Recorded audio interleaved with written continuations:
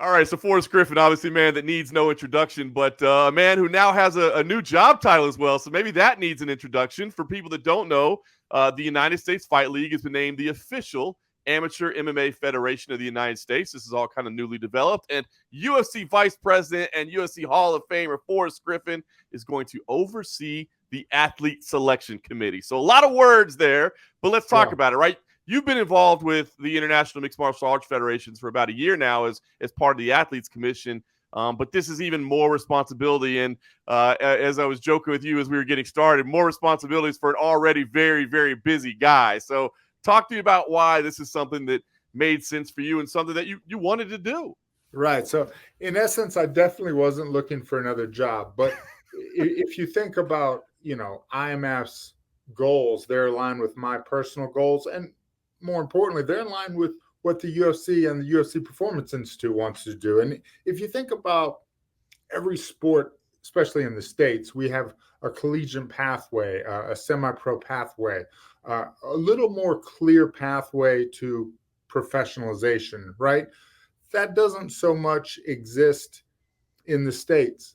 And it's funny. You see all these great amateur athletes, and not that a couple haven't come from the amateur leagues in the States, but internationally they do a better job of organizing and basically creating a platform for their young and older amateur athletes and a pathway for them to either go pro or go to a world game or a championship, right? So that's what we're looking to do. We're looking to kind of we're looking to professionalize the amateurs to an extent. And that sounds awkward to say, but what I mean by that is just, provide more uniform opportunities to U.S. amateur athletes. Yeah, I mean, you mentioned obviously Muhammad Mokaev is one of those names that everybody's talking about right now. Amanda Hebus is another one that came up through the IMMAF. So I guess what I want to start is just ask you, because I remember the IMMAF launching in 2012. And I remember hearing that vision of what they want to do, which is organize amateur MMA around the globe, maybe even potentially getting it to the Olympics someday. And I thought, what a massive undertaking that's going to be. But 10 years later, they've done a pretty damn good job with it. So I guess what can you say about kind of what they've done so far and the vision that they've had and just how it's, maybe for people that don't know how it is coming together outside of the United States? And that's exactly what I would pick up on. They've done a great job. They've done, they've held events, they've held shows, they've come up with ways to accurately rank fighters, to get these, there's not a ton of money in it, right? It's amateur. That's the whole point. To get them to the competitions so they can compete. And just as importantly, to enforce a very reasonable rule set, that allows athletes to progress that skill pathway, up to adulthood without sustaining, traumatic injuries, etc. Right. So again, they've done a lot of great things.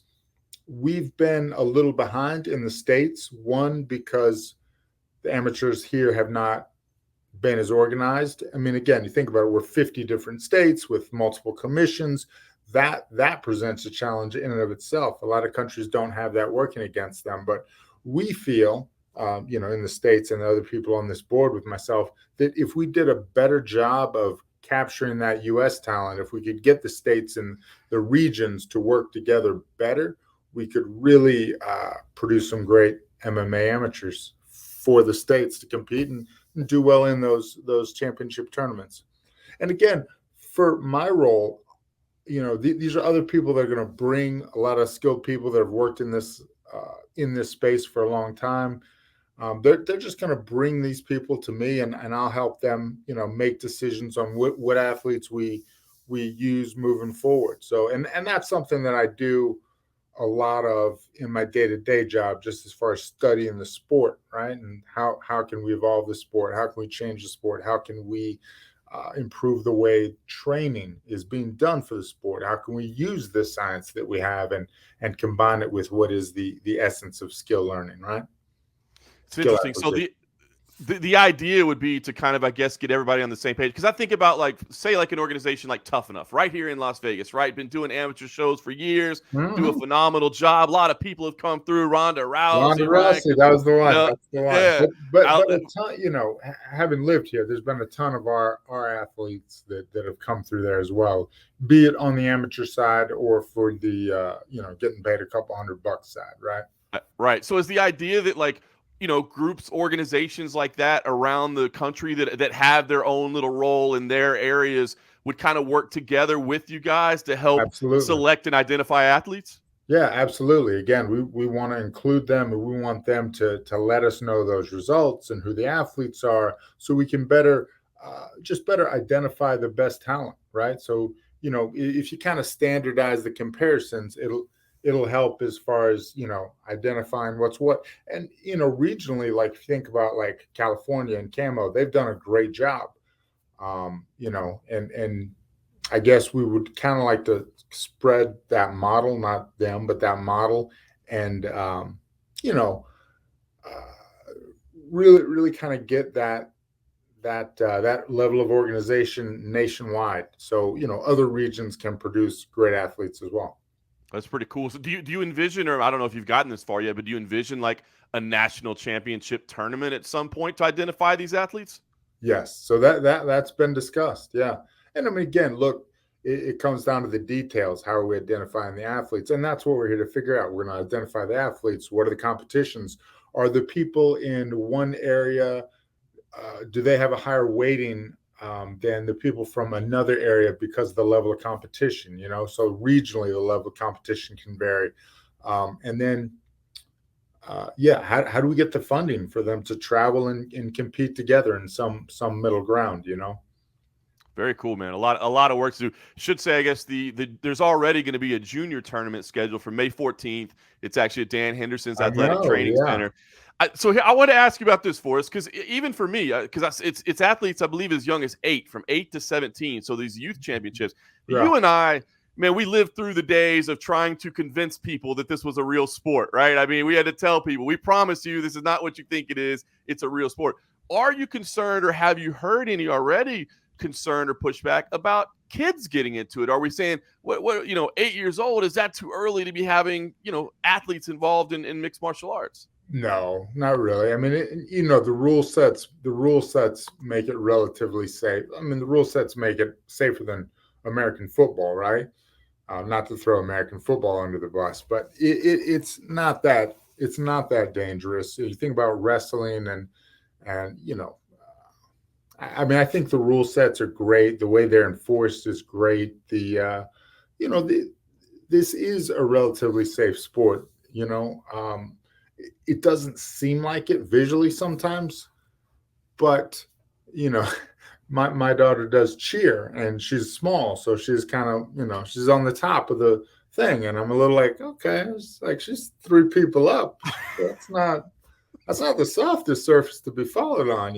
So every sport has inherent dangers, and I think again, rising tide raises all ships, obviously, but I think the more people that partake in the sport as an amateur, the more appreciation they'll have for it, and the more ability to understand the details that are happening in you know the octagon or in other fights, and the great ability they'll have to understand that it's not inherently dangerous. Yeah, I guess probably important to point out to people, it's not 8-year-olds with full on head strikes Right. and There's no. Yeah. Yeah. we're doing the best to protect them. Well, that's awesome, man. So I guess, what's your ultimate goal for us? I mean, as you said, this is going to be a lot of work, but it aligns with your passion. It aligns with your vision. I mean, is the idea, like, is your greatest vision is, I'm going to see an athlete come from the amateur ranks all the way up to a UFC champion, a UFC Hall of Fame? I mean, is Yeah. that, would that be like the greatest thing for you? Well, I mean, that's going to happen with or without me. That's going to happen, on a lot of levels. I guess our goal is to keep the states up with everyone else. And yeah, that'll happen. There'll be a U.S. athlete that comes through the amateur ranks, does well, and then goes on to win a belt in a major organization like a UFC championship belt, etc. Like that. This is only a matter of time. Pretty exciting times. And I'll be, like I said, I'll be honest. When the International Mixed Martial Arts Federation first launched, I just thought, man, how do they ever get all of this done, man? It's a beautiful vision, but man, Yeah. if they haven't worked their tail off behind the scenes to really make strides, so it's cool to finally see that model making it here in the United States. No, I agree. Obviously, I didn't really even find out too much about it until, ironically, um, I'm trying to think of the year. It was probably 2015. And I'm sure you were here out at the big UFC Expo, and they had the 3 cages Yeah. going, the 3, and I was like, okay. And that's when I saw it with uniforms, with the protective equipment, the different levels of, like you said, no striking to the head, striking the head based on the age. And I said, oh, these guys, like that was really impressive to watch. Like, uh, I've helped put on small shows, and that was no small show. You have athletes from all over, they're putting them together. And so when I saw that, I think it was about 2015, that's kind of when I had faith that they could really do something with that. I'm sure you were probably Mm-hmm. at that expo as well, but it was one of the tournaments, and hopefully we'll get to do that again in more UFC expos. And the UFC can kind of help get those athletes out here, and I don't see why that's not just a path to have some of that uh, competition happen out in Vegas, fight capital of the world, right? So yeah, I love like it. I said, Rather that than was national an championships. amazing event, well put on, well run, and that's when I was like, okay, these guys are serious, and that's actually the moment I was like, man, I should get involved. I should see if I can't help, accelerate what they're doing a little bit, because they're doing the right things. Maybe I can lend my voice to it. Maybe I can, you know, just help them in some fashion. And this is really just the continuation of that. It started with like the athletes board, and which is very similar to what I do here. What are the things that athletes need to perform their best? What can we and can't we take away from their schedules or from their training to help them perform their best? And yeah, I'm pretty happy with the way things are going, and I think this for IMMAF could be, a huge step. And I think, you know, it's ironic, right? Like, this is an organization that's very popular internationally, but not yet in the States. And I think that's, you know, I think it's long overdue. So yeah. I think it's about to change. I agree. What needs to happen now for us? Like these athletes, these organizations across the nation, do they need to reach out to you? Are you guys going to be going out and scouring the nation? How does this all get together? Well, I would definitely, we all have our links in, but I would definitely love anyone that has anything to reach out to me, and I can put them in any interest in helping, or hey, I know this guy or that guy or this organization. Please reach out to me, and I'll get them in touch with the specific people they need to. Right, so David Dink and Eric Garcia, John Franks is the guy that really tells me the plan, and he's a guy that's been involved with amateur MMA for years and years and years. So really, I'm not. It's not like I'm out here on my own. I have a lot of people that know this territory and have been in this space for a long time.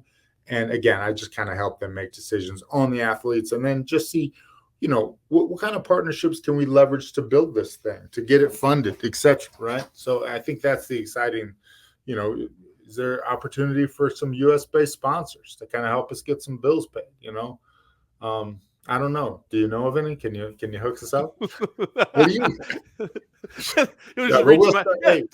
yeah. We'll start slow. We'll start with the talent. Bring us the Oh, talent. Bring us the organizations that are putting on the talent, and we'll go from there.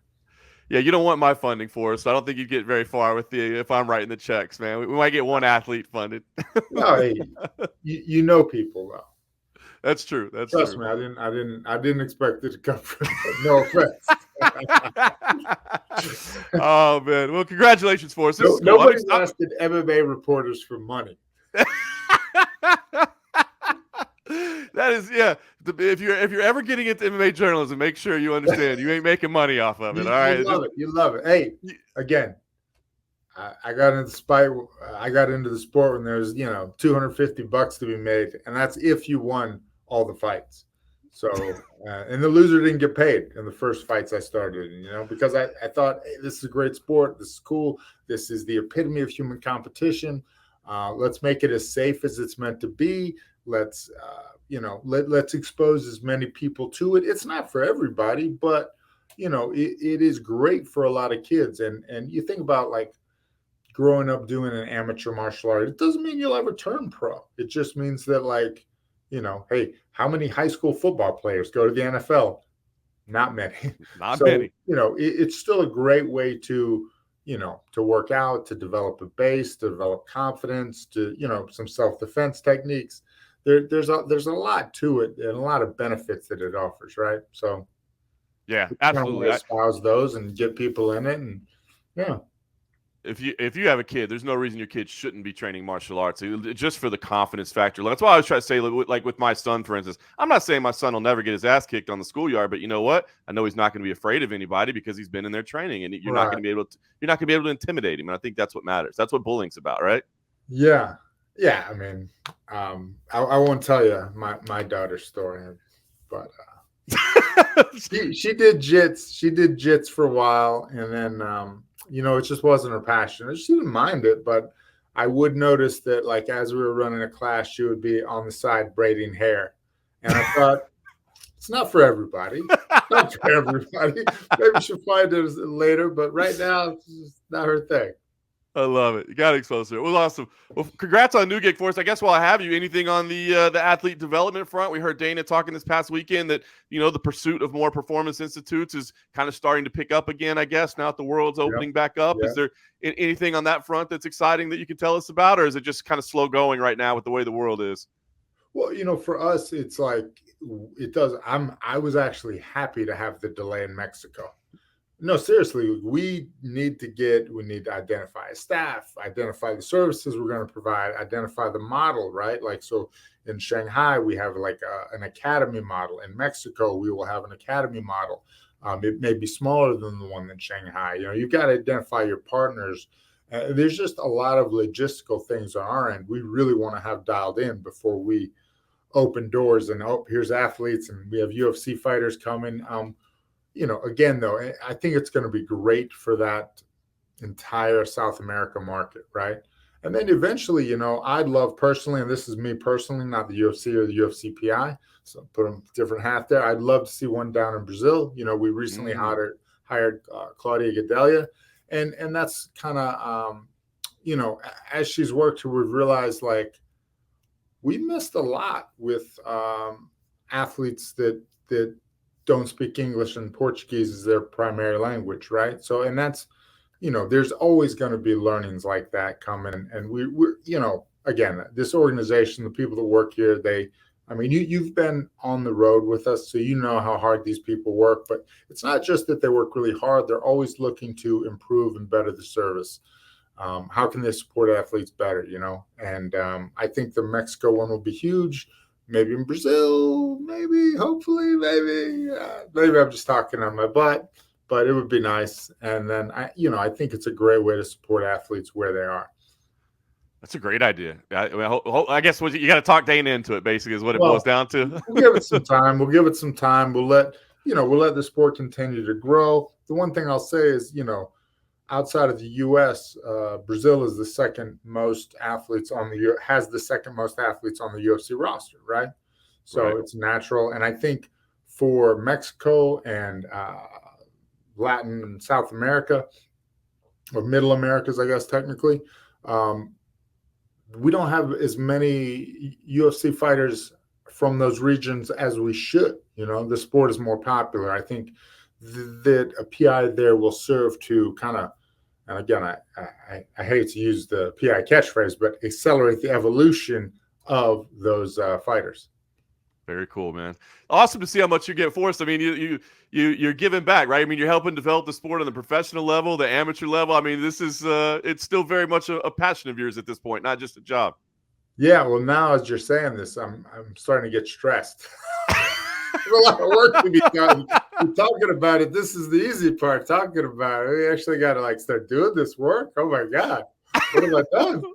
No, I can't, man. It's like I said, as far as the IMMAF, They're well supported. There are great people doing this, and again, I'm just a small part of it, getting to help these people. So, yeah, again, anybody in the region that has a show that's primarily amateur or has amateur fighters that are looking to promote, that's we're looking to dial it in and just basically hear from people that have information on that. So I appreciate you helping us get the word out.